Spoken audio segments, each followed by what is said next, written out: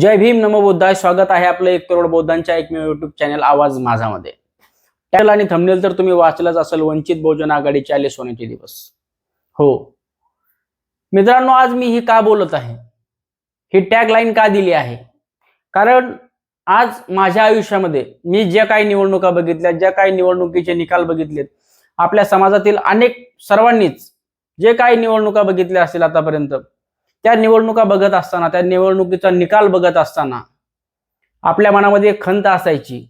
टीव्हीवरती दाखवत असलेल्या ह्या हेडलाईनमध्ये सर्व पक्ष असायचे, इथे आपला पक्ष का नाहीये. ज्या काही प्रत्येक पक्षाच्या प्रमुखाचे फोटो त्या ठिकाणी असायचे, त्या लाईनमध्ये आपल्या नेत्याचा फोटो का नाहीये, हे खंत प्रत्येकाला होती. मग ती खंत वंचित बहुजन आघाडीच्या माध्यमातून भरून निघाली आहे. आज निवडणूक कुठलीही असो, वंचितची टॅगलाईन, वंचितचं नाव घेतल्याशिवाय व बहुजन हृदय सम्राट आदरणीय बाळासाहेब आंबेडकरांचा फोटो लावल्याशिवाय कुठलीही बातमी पूर्ण होत नाही. खूप स्वाभिमानाची गोष्ट आहे. आज महानगरपालिकाच्या निवडणुका चालू आहेत. आज नगर परिषदेला आपण खूप घवघवीत असं यश मिळवलं आहे. आणि आज या महानगरपालिकेच्या निवडणुका चालू असताना आपल्या समाजातील मतं फोडण्यासाठी, आपल्या समाजातील लोकांना भटकवण्यासाठी विरोधक वेगवेगळे फंडे वापरत आहेत. आज लोकांना कळून चुकलंय की हा समाज, ज्या समाजाला आपण आतापर्यंत फक्त ह्या गोष्टीसाठी मर्यादित ठेवलं आहे किंवा गृहीत पकडलं आहे की हा समाज फक्त आणि फक्त मतदान करण्यासाठी या समाजाचा जन्म झाला. आपण या समाजाला 500 रुपये देऊन, या समाजाला बिर्याणी चारून, या समाजाला दारू पाजून विकत घेऊ शकतो. पण आज या माझ्या स्वाभिमानी समाजाने दाखवून दिलं आहे की आम्ही एका बिर्याणीसाठी, एका 500च्या नोटीसाठी व दारूसाठी कुणालाही मत विकणार नाही. आज माझ्या स्वाभिमानी समाजाने दाखवून दिला आहे की आमचा जन्म फक्त मतदान करण्यासाठी व कोणीही आयरा गैरा येईल आणि आम्हाला विकत घेईल यासाठी झालेला नाहीये. आज वंचित बहुजन आघाडीच्या माध्यमातून नगर परिषदेच्या निवडणुकीमध्ये 104 स्वाभिमानी नगरसेवक आणि 5 नगराध्यक्ष कोणाची दमडी न घेता आम्ही निवडून आणले आहेत. आज वंचित बहुजन आघाडीकडे निश्चितच प्रचार यंत्रणा असेल, पैसा असेल, इतर गोष्टी असतील, प्रचाराचे वेगवेगळे फंडे कमी आहेत. हो, कमी आहेत. पण वंचित बहुजन आघाडीकडे जे सैनिक आहेत, जे लढवय्ये आहेत, जो समाज आज वंचित बहुजन आघाडीकडे एकत्रितपणे उभा राहिलाय, हा समाज आमची ताकद आहे.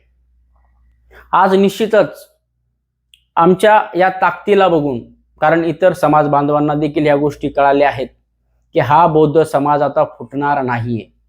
कितीही विरोधकांनी वेगवेगळे फंडे वापरले तरी हा बौद्ध समाज फुटणार नाहीये. जो समाज आज वंचित बहुजन आघाडीच्या माध्यमातून एकत्र झाला आहे, एकवटला आहे, तो समाज बघून आज ओबीसी देखील आमच्याकडे येत आहे, मुस्लिम देखील आमच्याकडे येत आहे, आदिवासी असेल, भटके असतील, हे सर्व समाज, इव्हन हिंदू समाज देखील आमच्याकडे येत आहे. कारण प्रत्येकाला बदल हवा आहे. आज 20-20, 25-25 वर्ष झाले एकच नगरसेवक काही वार्डामध्ये आहे आणि आजही तो त्याच मुद्द्यावरती भांडतोय की आज मी तुम्हाला स्ट्रीट लाईट देईल, ड्रेनेज लाईन देईल, रोड देईल. त्याच बेसिक मुद्द्यावरती तो भांडतोय. लोकांना आता बदल हवा आहे. आज जात, धर्म, आपला पक्ष, तुमचा पक्ष बघून आज आपण महाराष्ट्राची पूर्णतः वाट लावलेली आहे. आज जग कुठे चाललं आहे आणि आपण कुठे आहोत. आज आपण हा विचार केला पाहिजे की आज आपण चांगल्यातली चांगली शिक्षण व्यवस्था या ठिकाणी उभी करू शकतो. आज आपण महानगरपालिकाच्या शाळेच्या माध्यमातून ते शिक्षक बाहेर देशी कसे पाठवू शकतो, तिथली शिक्षण प्रणाली कशी आहे, तिथली शिक्षण व्यवस्था कशी आहे, ती इथे आपण कशी राबवू शकतो, याकडे नगरसेवकांनी काम केलं पाहिजे. या विषयावर ते नगरसेवकांनी काम केलं पाहिजे. चांगल्यातली चांगली आरोग्य व्यवस्था आपण समाजाला कशी देऊ याच्यावरती काम केलं पाहिजे. पण हे कुठेही होताना दिसत नाही. तेच मुद्दे, त्याच गोष्टीवरती निवडणुका लढवण्याचा आजपर्यंत आपण बघतोय. आणि या सगळ्याला कंटाळून आज हे सर्व समाज वंचित बहुजन आघाडीकडे एकवटले आहेत. पण आज या व्हिडिओच्या माध्यमातून मी माझ्या बौद्ध समाजाला एक अपील करू इच्छितो की आज यांना सर्वांना माहिती पडलंय की हा बौद्ध समाज आता विकला जाणार नाही. या बौद्ध समाजाला आपण फोडू शकत नाही. कारण ह्या समाजाने कुठलीही प्रचार यंत्रणा नसताना, कुठलीही ताकद नसताना, पैसा नसताना महाराष्ट्रामध्ये 104 नगरसेवक आणि 5 नगराध्यक्ष निवडून आणले. या समाजाला आता आपण फोडू शकत नाही, म्हणून त्यांनी वेगवेगळे फंडे या ठिकाणी निर्माण केलेत. तुम्हाला त्या चित्तर पक्षाची गोष्ट माहिती असेल. एक चित्तर पक्षी असतो, शिकारी त्या पक्षाला पकडतो, त्याला खाऊ घालतो, त्याला जीव लावतो, प्रेम देतो, त्याला ट्रेन करतो आणि जंगलात जाळं लावून त्याला त्या ठिकाणी सोडतो आणि तो आवाज करत असतो. त्याच्या आवाजाला ऐकून इतर चित्तर पक्षी त्या ठिकाणी जमा होतात आणि ते जाळात अडकतात, त्या ट्रॅपमध्ये अडकतात. तो शिकारी त्यांना पकडून त्यांच्या गळ्यावरती सुरी फिरवतो किंवा त्यांना विकून टाकतो. आणि तो जो आवाज करणारा पक्षी असतो त्याला तो परत खाऊ घालतो आणि चांगलं अजून ट्रेन करतो. अजून त्याच्या समाजातील पक्षी एकत्र करून त्याचा व्यवसाय हा चालू राहील. मित्रांनो, या चित्तर पक्षापासून आपल्याला एक गोष्ट लक्षात येते की असेच चित्तर पक्षी आपल्या समाजामध्ये इतर पक्षांनी सोडलेले आहेत. त्यांना काही घेणं देणं नाहीये.